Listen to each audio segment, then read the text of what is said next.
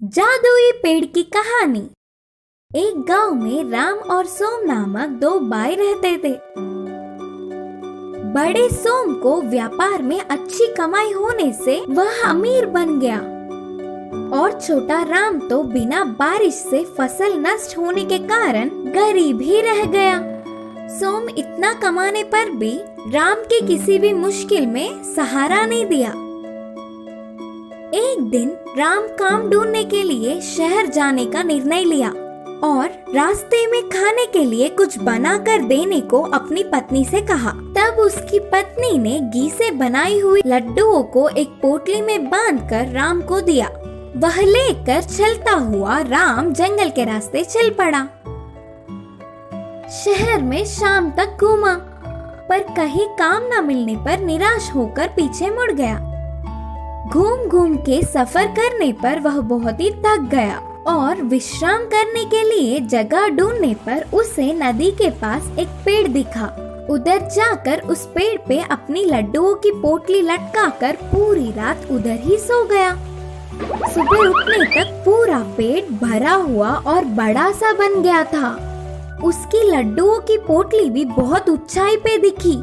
राम चौंक गया और उधर से गुजरने वाले एक स्वामी जी को पूछने पर कहा, यह एक अजीब सा जादुई पेड़ है। यह पेड़ पूरा दिन बड़ा रहता है और शाम को झुककर छोटा बन जाता है। वह सुनते ही राम ने शाम तक फिर से वही रहने का निर्णय लिया और नदी में थोड़ा पानी पीकर फिर से सो गया। उसी समय में जंगल में घूम रहे अच्छे वाले भूत को लड्डुओं की खुशबू आई। वह पोटली खोलकर उन लड्डुओं को खुशी से खा गया और उधर ही सोया हुआ राम के गरीब स्थिति को देख पोटली में एक डब्बा रखकर चला गया। राम के उठने तक शाम हो गई। फिर से पेट झुककर छोटा बन गया। लड्डू खाने अपनी पोटली को लिया और खोला तो पोटली में एक छोटा सा डब्बा दिखा और उसमें सोने के सिक्के मिले। आहा, इतने सोने के सिक्के! अब मेरी सारी मुश्किल हल हो जाएंगे। ये सब उस जादुई पेड़ की महिमा है। सोचकर बहुत ही खुशी में घर आया और अपनी पत्नी को सोने के सिक्कों की डिब्बा देकर पूरी बात बताया। छोटे भाई के भाग्य जानकर बड़ा भाई को जलन हुई। उसे पूछकर पूरी बात जान गया और अपनी पत्नी को लड्डुओं की पोटली बांधने को कहा। वह उससे भी ज्यादा सोना आना चाहिए करके उसने दुगनी लड्डुओं की पोटली बांधकर पति को दी। वह लेकर सोम छोटे की कही हुई नदी पर पहुंच गया। वह उस अजीब सी जादुई वाली पेड़ को पोटली लटकाकर सो गया। फिर से अच्छा भूत उधर आया। फिर उसे लड्डुओं की खुशबू आई। उधर आकर देखा और कहा, इसे गरीब स्थिति में देख भाग्य का डब्बा दिया तो वही काफी समझने के बजाय लालच में फिर से आया। सोचकर लड्डू खाया और फिर से उस पोटली में डिब्बा रखकर चला गया। वह शाम को उठ के देखने तक पोटली में एक डब्बा था। इस डिब्बे को अभी नहीं खोलूंगा। घर जाकर मेरी पत्नी के सामने खोलूंगा। इसमें सोने को देख उछल पड़ेगी। सोचकर जल्दी घर जाकर पत्नी को डब्बा दिखाया और उसके सामने ही डिब्बा खोला। और क्या था? उसमें से दो भूत रस्सी पकड़ के आकर दोनों पति पत्नियों को 20-20 लगाकर पटक पटक के मारकर फिर से डिब्बे में चले गए। उस डिब्बे को ले जाकर नदी में फेंक दिया।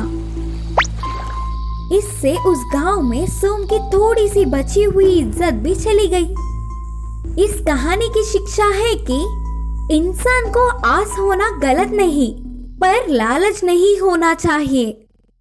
छोटे की होशियारी। भीमपुर नामक गांव में चंदू नाम का लड़का रहता था। वह उम्र में छोटे होने के बावजूद पढ़ाई खेल कूद सब में पहले रहता था। किसी भी काम को आसानी से कर लेता था, फिर भी अपने आप की बड़ाई कभी नहीं करता था। उसी गांव में बलिरा बंडा रेड्डी नामक दूसरा युवक भी रहता था। वह अपने बहुत ही भारी और बड़ी आकार के शरीर से गांव के लोगों को डराता था। ओए, इस भीमपुर में मुझसे ज्यादा हिम्मत वाला और बलवान कोई नहीं, मेरे मुकाबले में कोई नहीं, आया भी तो समझो गया। बोलते हुए चट्टान के पास बैठ अपने आप की हमेशा बड़ाई करता था। भंडारेड्डी के हट्टे कट्टे शरीर को देख सब उसके बातों को सच मान लेते थे, लेकिन सच में तो वह बहुत ही डरपोक था। ऊपर तो ऐसे हिम्मत वाले और भलवानों की तरह बोलते हुए नाटक करता। ऐसे कुछ दिन बीत गए। एक त्योहार के दिन उस गांव के सारे बड़ों ने अपने गांव में बहुत ही हिम्मत वाला और होशियार कौन है जानने की इच्छा से मुकाबला करने का निर्णय किया। तब गांव में सबसे बड़े आदमी ने कहा, मुकाबले के अनुसार उस गांव को छूते हुए एक घने जंगल से आधी रात को चलना शुरू करना है और सुबह तक जंगल के उस पार के गांव में पहुंचना है। प्राणों को बचाकर बाहर निकलने वालों को मुकाबला जीतने पर 1 लाख का इनाम है। मुकाबले के नियमों के अनुसार इस जंगल में भाग लेने वालों को सिर्फ जंगल से ही जाना होगा। उनकी रक्षा में एक तलवार और एक भाला देके भेजेंगे। भाग लेने वालों को किसी भी प्रकार की जंगली जानवर या जहरीली जानवरों के मारने पर गांव के बड़ों या लोगों का इसके जिम्मेदार कोई भी नहीं होंगे। इस मुकाबले में भाग लेने वाले कोई भी तैयार है क्या? करके गांव के बड़े के पूछने पर प्राण खोने के डर से कोई आगे नहीं आया। इतने में भंडारेड्डी के अकेले ही आगे आने पर सब साइलेंट हो गए। मुकाबले के लिए और कोई तैयार है क्या? करके फिर से बड़ों के पूछने पर छोटू चंदू भी भाग लेने के लिए आगे आने पर सब चौंक गए। ये काम उतना आसान नहीं। करके बड़ों के समझाने पर भी मैं भी कोशिश करना चाहता हूँ, बोलकर चंदू आत्मविश्वास के साथ बोलने पर सब मान गए। आधी रात को 12 बजे को मुकाबला शुरू हुआ। भंडारेड्डी और चंदू को जंगल में एक दूसरे से दूर अलग अलग प्रांतों से मुकाबले के लिए तैयार किया। दोनों ने एक ही समय में चलना प्रारंभ किया। भंडारेड्डी ने कुछ दूर तक तड़पते हुए डर डर के कदम में कदम रखते हुए चलना शुरू किया और चंदू हिम्मत से बिना डरे डट के कदम से कदम मिलाकर तेजी से चलता गया। दोनों जंगल में कुछ दूर चलते ही इतने में भाग की आवाज, शेर की गरज सुनने पर भंडारेड्डी डर के कांपने लगा। पास के एक बड़े पेड़ पर चढ़ के बैठ गया। चंदू भी पहले थोड़ा डर गया, फिर भी हिम्मत जुटाकर अपने पास की तलवार से भाले पर जोर जोर से आवाज करके मारता हुआ होशियारी से आगे बढ़ने लगा। वह आवाज सुनकर जंगली जानवर, जहरीले जानवर सारे उनसे बड़ी कोई जानवर उधर आ रही है सोचकर उधर से दूर भाग गए। आखिर में चंदू सुबह होने से पहले ही जंगल के उस पार के गांव में पहुंच गया। मुकाबले के साथ साथ 1 लाख का इनाम भी जीत गया। फिर भंडारेड्डी का पता नहीं क्या हुआ होगा करके गांव वाले सारे जंगल में जाकर ढूंढने पर एक पेड़ पर बैठ के कांपता हुआ चिल्लाता हुआ दिखा। उसे देख सारे गांव वाले हंसने लगे। इस कहानी की सीख है कि बल से ज्यादा हिम्मत और होशियारी से कुछ भी जीत सकते हैं। सोने की कबूतर की कहानी। एक गांव में रंगा और कांतम्मा नामक पति पत्नी रहते थे। उनका बहुत ही बड़ा परिवार था। रंगा जितना है उतने में ही चलाने वाला था, पर कांतम्मा ऐसी नहीं थी, लालची थी। ऊपर से पति को भी अपने हिसाब से चलाती थी। रंगा रोज गांव के पास के जंगल में जाकर लकड़ियां काटता। पूरे दिन मेहनत से काटी हुई लकड़ियों को सारे बांधकर घर ले आता और कांतम्मा उन्हें बेचकर पैसे कमाती थी। ऐसे कमाई हुए पैसों से ही परिवार चलता था। एक दिन रंगा लकड़ियों के लिए जंगल आया। उसे उधर एक जगह पर शिकारी के जाल में एक सोने की कबूतर फंसी हुई दिखी। उस कबूतर को देख रंगा को दया आई और उसे जाल से छुड़ा दिया। तब वो कबूतर ने कहा, तुमने मेरी जान बचाई है, बोलो तुम्हारे किसी भी इच्छे को पूरी करूंगी। अच्छा, तो फिर मेरी पत्नी से पूछकर मांगूंगा। कबूतर से बोलकर तेजी से घर आया। अपनी पत्नी को सोने के कबूतर को बचाने से लेकर उसके वरदान तक पूरी बात बताई। हमें अच्छा भोजन खाए हुए बहुत दिन हो गए। तुम तुरंत जाकर तरह तरह के आहार मांगो। पत्नी के कहने पर रंगा जाकर अच्छा भोजन चाहिए करके मांगा।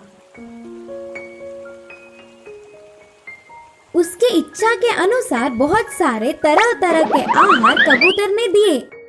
उस दिन दोनों पति पत्नी अच्छे से खाए। वह सोने की कबूतर कभी भी कुछ भी आकर मांग लो करके बोलने पर पत्नी के कहने पर रंगा एक बार जाकर अच्छे अच्छे कपड़े मांगा